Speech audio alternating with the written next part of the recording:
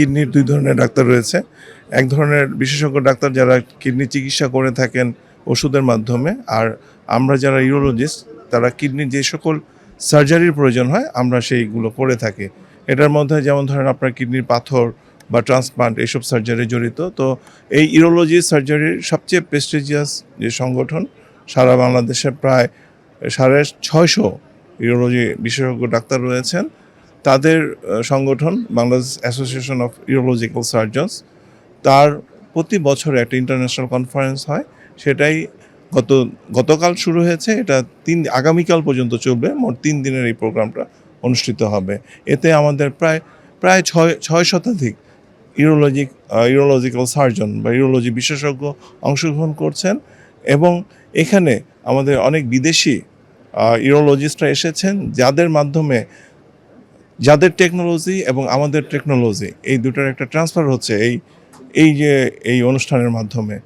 এতে আমরা উভয় পক্ষ উপকৃত হচ্ছি। প্রতি বছরই দেখেছি যে এখানে যে পার্টিসিপেন্ট যারা আছে, বিশেষ করে ডোমেস্টিক পার্টিসিপেন্ট বলেন এবং ইন্টারন্যাশনাল পার্টিসিপেন্ট বলেন, এরা কিন্তু মানে ডে বাই ডে বাড়ছে।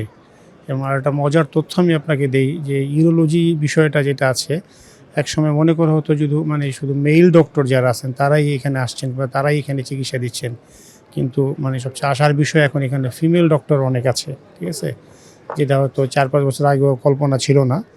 তো এটা অবশ্যই একটা আশার কথা যে না, এখানে এই সাবজেক্টে মানুষের আগ্রহ বাড়ছে, এবং এই সাবজেক্টে বিশেষ করে মহিলা যে রুগীগুলি আছে, মহিলা এবং শিশু যেগুলি আছে, তাদের একটা ভরসার স্থান হয়। তারা অনেকে হয়তো আমাদের বাংলাদেশীয় প্রেক্ষাপটে ধর্মীয় মূল্যবোধের কারণে অনেকে চিন্তা করে যে না, ঠিক আছে, পুরুষ ডাক্তারের কাছে কীভাবে যাই কিংবা কীভাবে বলি, তারা কিন্তু এই জিনিসটাকে করতে পারছে।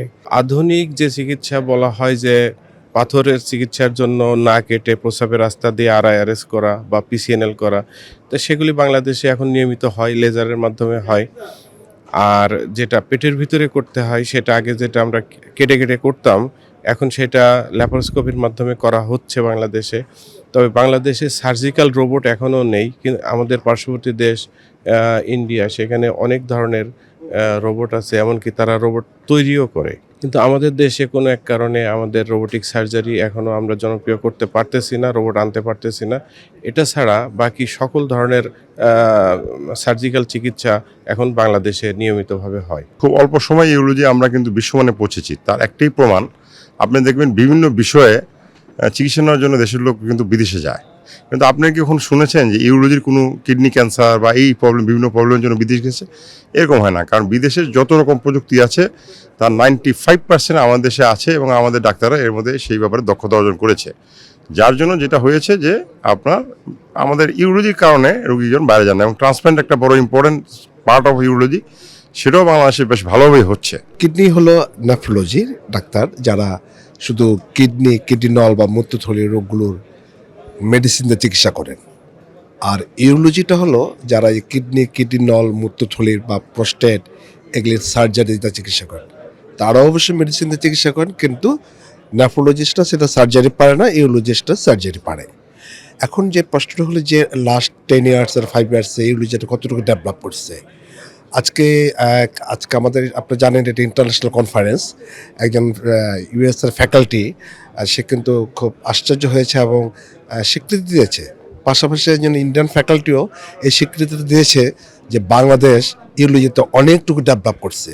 আমাদের সেই অ্যান্ড্রো ইউরোলজি, যেটা আপনার কোনো কাটা ছিঁড়ে লাগে না, ইভেন আপনার জানেন ল্যাপারোস্কোপি যেটা ফোটা করে তাও লাগে না, এটা বলে অ্যান্ড্রো ইউরোলজি। এটা যেমন ডেভেলপ করেছে, পাশাপাশি ল্যাপারোস্কোপিগুলিও ডেভেলপ করেছে, এবং আমরা অল টাইপ অফ ইউরোলজিক্যাল কাজ করতে পারছি। একটাই লেকিং আছে আমাদের, শুধু এখন রোবোটিক সার্জারিটা। এটা কমপ্লিট হয়ে গেলে আমরা ইনশাল্লাহ ফুলফিল হয়ে যাবে আমাদের ইউরোলজির সমস্ত সেক্টরগুলো। ইউরোলজি কিন্তু আমাদের দেশে ওয়ার্ল্ডের সাথে আমরা তাল মিলে এগিয়ে গেছি। ল্যাপারোস্কোপি আমাদের যেমন ন্যাশনাল ইনস্টিটিউট অফ কিডনি, নিগডুতে আমাদের কিন্তু সব অপারেশনই কোনো ওপেন খুব একটা হয় না, অলমোস্ট সব হয় ল্যাপারোস্কোপি না হলে অ্যান্ডোস্কোপির মাধ্যমে। সো রোবট কি জিনিস আসলে আমাদের অনেক একটা মিসকনসেপশন আছে। রোবট আসলে ল্যাপারোস্কোপির একটা উন্নত ভার্সন। এটা সার্জনই কাজ করবে, ডাক্তারই কাজ করেন, একটা কনসুলে বসে সেখান থেকে আরেকটু প্রিসাইজ আমার হাত মুভমেন্ট, যেমন ধরেন আমাদের কিছু সমস্যা আছে, আমরা যেমন 360 ডিগ্রি হাত কখনো মুভ করতে পারবো না, আল্লাহ আমাদের সিস্টেমে কাছে 180 ডিগ্রি পর্যন্ত মুভ করতে পারবো, বাট আপনার রোবট সেটা করবে 360 ডিগ্রি পর্যন্ত। এই হচ্ছে ল্যাপারোস্কোপি আর রোবটের মাধ্যম পার্থক্য। সো আমরা কিন্তু নিগডুতে ডুইং মানে ওয়ার্ল্ড ক্লাস সার্জারি, যেটা আমরা বলি ল্যাপারোস্কোপির মধ্যে সব সার্জারি করছি। বিশ্বের অনেক দেশের সাথে তাল মিলিয়ে যদি আমরা চিন্তা ভাবনা করি, তাহলে বাংলাদেশ ইউরোলজিতে অনেক দূর এগিয়ে গিয়েছেন। কিন্তু এখানে একটা সমস্যা হচ্ছে কি যে ইউরোলজিস্টের সংখ্যা বাড়ছে, কিন্তু আমরা ওই তুলনায় আমরা এখন সিনিয়ররা জুনিয়রদেরকে অনেক সময় অনেকে চিনতে পারে না। বাংলাদেশ এটা ছোট দেশ, ঘনবসতিপূর্ণ দেশ, অনেকেই ঢাকায় থাকতে চান, অনেকে ঢাকায় থাকলে তো আর সবার চিকিৎসা হয় না, ফলে মফস্বলে থাকতে হয়। এখানে যেটা হয় যে এই অনুষ্ঠানটা যদি হয়, তাহলে অন্তত বছরে একবার হলেও আমরা আমাদের ছোট ভাইদেরকে অথবা আমাদের সিনিয়র যারা আছেন, যাদেরকে অনেকদিন যাবত দেখি না, তাদের একটা পুনর্মিলনী হয়। তাছাড়াও যেহেতু দেশের এবং বিদেশের অনেক লোকরা আসেন, তাদের অভিজ্ঞতাগুলো আমরা জানতে পারি এবং এই অনুসারে আমরা আমাদেরকে প্রস্তুত করতে পারি। এই ইউরোলজি প্রোগ্রামটাকে, সার্ভিসটাকে অ্যাফোর্ডেবল করতে চাই এবং এটাকে লো কস্টে অ্যাক্সেসিবল করতে চাই to the people of Bangladesh, যাতে সর্বসাধারণ জনগণ এই চিকিৎসা, মডার্ন চিকিৎসা তাদের প্রাইসের মধ্যে, তাদের অ্যাফোর্ডের মধ্যে, তাদের সামর্থ্যের মধ্যে নিতে পারে।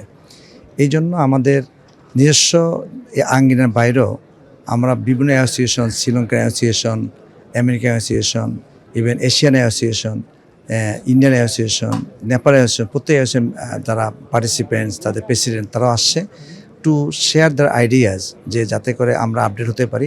I'm Dr. Madhu Agarwal. I'm a urologist from India. I'm the past president of Urological Society of India and also the past president of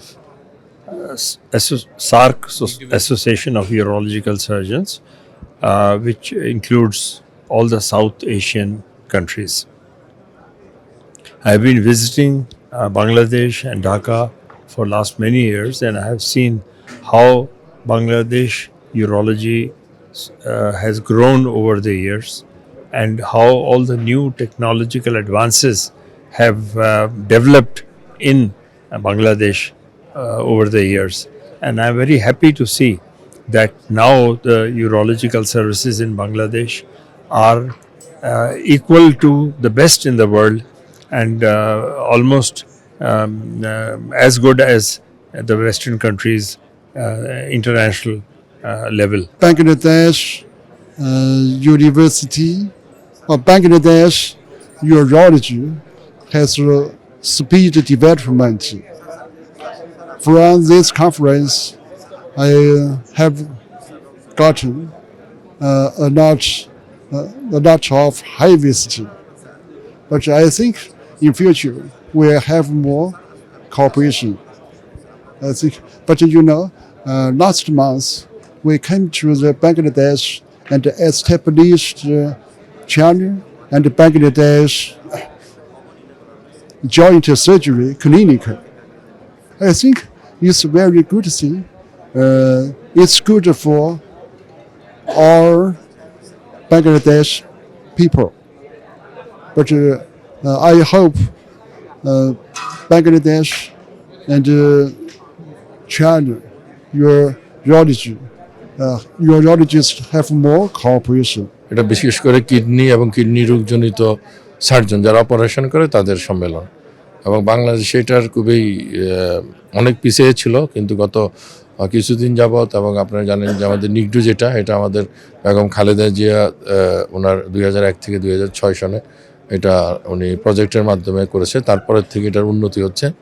তারপরেও ইউরোলজি সার্জন যারা, তারা খুবই কম, আমার জানা মতো মনে হয় 450 মতন বিশেষজ্ঞ চিকিৎসক আছে, তার স্টুডেন্ট আছে, কিন্তু বাংলাদেশে এটা রুগী প্রচুর, কারণ ব্লাডার সমস্যা, কিডনি, ক্যান্সার সহ অন্যান্য যে সমস্যাগুলোর জন্য, বিশেষ করে আরেকটা আছে ইউরেথ্রা, স্ট্রাকচার অফ ইউরেথ্রা, অনেক সমস্যা হয়, এবং এটার জন্য আরেকটা যেটা আধুনিক চিকিৎসার খুবই অভাব। আমাদের বর্তমান সরকার যে সেকেন্ডারি এবং টার্সিয়ারি লেভেলে প্রত্যেকটি জায়গায় এখন বিশেষজ্ঞ চিকিৎসা দেওয়ার জন্য অঙ্গীকারবদ্ধ, সেই হিসাবে যদি সারা বাংলাদেশে বিশেষ করে 8টি পুরান মেডিকেল কলেজে উন্নত ধরনের ইউরোলজির ডিপার্টমেন্ট খোলা হয়, তাহলে দেশের জনগণ অনেক ভালো চিকিৎসা পাবে, উন্নত মানের চিকিৎসা পাবে।